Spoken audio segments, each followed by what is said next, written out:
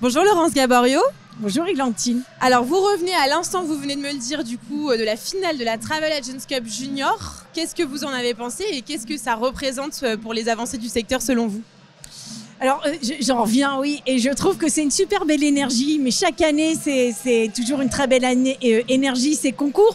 Mais celui-ci, je trouve qu'il était particulièrement puissant. Toutes les écoles, alors il y a beaucoup plus d'écoles cette année et les écoles étaient présentes, et quand les écoles n'étaient pas présentes, notamment il y a une école qui provient de Guyane, j'ai vu des profs et des enseignants qui étaient là et qui avaient fait des teams et qui font des teams. Donc il y a tous les étudiants du lycée de Guyane qui sont en lien direct avec la TAC. La Travel Agent Cup Junior, sont tous ces étudiants. Alors ce sont que des étudiantes, on a eu 5 finalistes. La Nouvelle-Aquitaine, c'est la promotion de la Nouvelle-Aquitaine avec un membre des jurys géniaux. C'est le futur de demain. Et sincèrement, juste sur les 5 jeunes femmes qu'on a vues, eh bien, on voit qu'il y a de l'intelligence, c'est fin. Je trouve ça assez fin. Il y a de l'humour, il y a une forme de responsabilité. Les mots utilisés sont bons. Non, on peut espérer véritablement une très belle relève. Bah, c'est génial, on est content. Alors justement, je voulais vous revenir là-dessus avec vous. L'IFTM, c'est pas le seul salon que vous dirigez, vous couvrez également d'autres secteurs. Est-ce que vous diriez qu'aujourd'hui, le secteur du tourisme se porte particulièrement bien? On sait que 2025 n'a pas été une année forcément facile. C'est quoi, vous, votre vision sur le secteur du tourisme, notamment voilà, avec l'IFTM qui permet d'avoir une vision un petit peu globale sur ce qui est en train de se passer en ce moment? Alors, sur mon portefeuille de salon, je pense qu'IFTM se porte bien, même très bien. Ça a mis du temps de récupérer, de rattraper le niveau d'avant Covid, et IFTM pour la première année vient de récupérer le niveau de 2019 et on l'a bien dépassé, donc ça j'en suis assez fière. C'est une équipe extrêmement engagée, une équipe commerciale très très engagée qui a réuni 1650 marques cette année, et là on va bientôt terminer dans 3-4 heures le salon, on va finir le salon. Enfin en tout cas les chiffres qu'on a montrent que on devrait être très bien, avec des ajustements sur certains profils, et les profils gagnent en qualité. Donc ça aussi c'est très important, et notamment les rendez-vous d'affaires, beaucoup plus de rendez-vous d'affaires cette année par rapport à l'année dernière, et pourtant en comparaison par rapport aux autres salons que j'aime, Avant, IFTM n'utilisait pas beaucoup la plateforme de rendez-vous d'affaires. Et aujourd'hui, c'est le salon qui surperforme.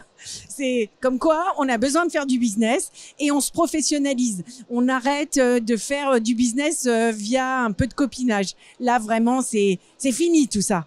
On a tourné la page, et on l'a pas tourné de cette année. C'est déjà tourné depuis un bon moment, et cette année, c'est encore plus fort que l'année dernière. Et justement, je voulais revenir avec vous sur la ligne directrice que vous aviez choisie cette année pour l'IFTM, qui est donc, je le rappelle, Force en action, construisons des passerelles ensemble. Pourquoi avoir choisi ce thème-là en particulier? Désirable. Désirable, tout à fait. C'est ça, des passerelles désirables. On fait le choix de cette thématique pour être déjà plus ambitieux. Puis jusqu'à présent, quand je suis arrivée, on avait fait des choix qui étaient plus des thématiques plus dans la réflexion. Comment on remettait tout le monde en ordre de marche après le Covid, et on était plutôt dans la réflexion. Là, on est dans l'action. Arrêtons les blablas. Et on passe à l'action, et on souhaite célébrer les collaborations, les solutions individuelles et collaboratives. On veut mettre plus la place à l'intelligence collective. Cette année, on a créé les ruches, qui sont des ateliers d'intelligence collective. L'année dernière, on avait testé sur le village de l'attractivité, et cette année, il y en a partout, sur le voyage d'affaires, sur la destination France, sur le durable et sur l'attractivité. Donc en fait, IFTM, via cette thématique, on est là pour valoriser des talents, l'innovation, favoriser la synergie. Sortons du secteur, réfléchissons des réflexions intersectorielles, intergénérationnelles. Écoutons les plus vieux, mais également les nouvelles générations qui sont beaucoup plus fortes en idées nouvelles. Je trouve que c'est bien de mélanger, de travailler plus ensemble. Qu'est-ce que je peux vous dire sur cette thématique? J'ai trouvé que c'était une thématique hyper agréable à travailler, tout le long de l'année. Et les ateliers d'intelligence collective ont apporté quelque chose de nouveau. Donc on a du business, mais IFTM est aussi un espace de partage. Et ces ateliers d'intelligence collective définissent un objectif commun, mais parfois les chemins sont un peu divergents. Donc là, on avait mis autour de la table des acteurs qui se connaissent mais qui n'ont pas toujours les mêmes intérêts et comment peuvent-ils apprendre à mieux travailler ensemble pour pouvoir réunir un objectif.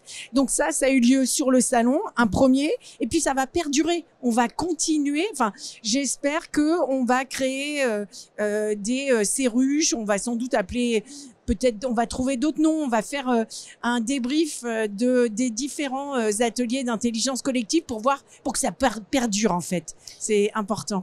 Et du coup, justement, vu que c'est la fin de cette saison de l'IFTM, qu'est-ce que c'est le bilan que vous en tirez et qu'est-ce que vous attendez pour la suite ? Alors, ce que j'attends, le bilan, le bilan il est bon comme je le précisais, oui. Le bilan est bon.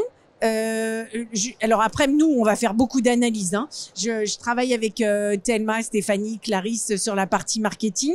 Donc, on va triturer, torturer tous les chiffres pour comprendre les profils, pourquoi, comment. Mais déjà, il y a des tendances. Amélioration, augmentation des AGV, des acheteurs de la production, du maïs, du travel management. Donc en fait, les cibles core, enfin les cibles, on est en augmentation et on est en vraie augmentation. Donc ça c'est bien. Et puis c'est bien de parler. Enfin, j'ai été beaucoup occupée durant ces 3 jours, mais j'essaye dès que je peux, j'essaye de parler avec des personnes qui sont dans les allées.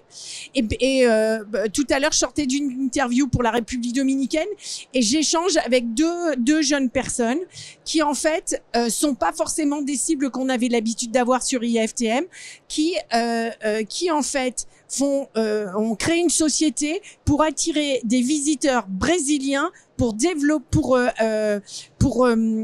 amener ces Brésiliens non pas à Paris mais qu'ils soient dilués dans toute la région, dans toutes les régions françaises, en faisant vivre des expériences. Et donc là, on a échangé là-dessus. Et là, c'est dans cet esprit-là que je trouvais extrêmement intéressant parce que ces nouvelles générations, elles ont bien compris le surtourisme. Elles ont compris l'intérêt d'attirer des visiteurs autres qu'à Paris, autres que la côte atlantique. Alors, je suis de l'Atlantique, hein. mais il y en a beaucoup. Si on peut sortir un petit peu des sentiers battus, au contraire, ça ne peut que enrichir un territoire. Et là, ces 2 cibles-là, je les ai trouvées extrêmement intéressantes et c'est des cibles qu'on peut travailler, en effet. Et quand est-ce que vous nous donnez rendez-vous alors pour l'année prochaine ? Alors l'année prochaine, on va avancer un petit peu. C'est pas mon choix, c'est pas ma décision. J'aurais préféré plutôt être en octobre parce que c'est le mois naturel pour les agences de voyage et les producteurs de voyage. On aura lieu donc le 15, 16, 17 septembre 2026. On a hâte de vous y retrouver alors. Et moi aussi, merci. Merci beaucoup. Merci.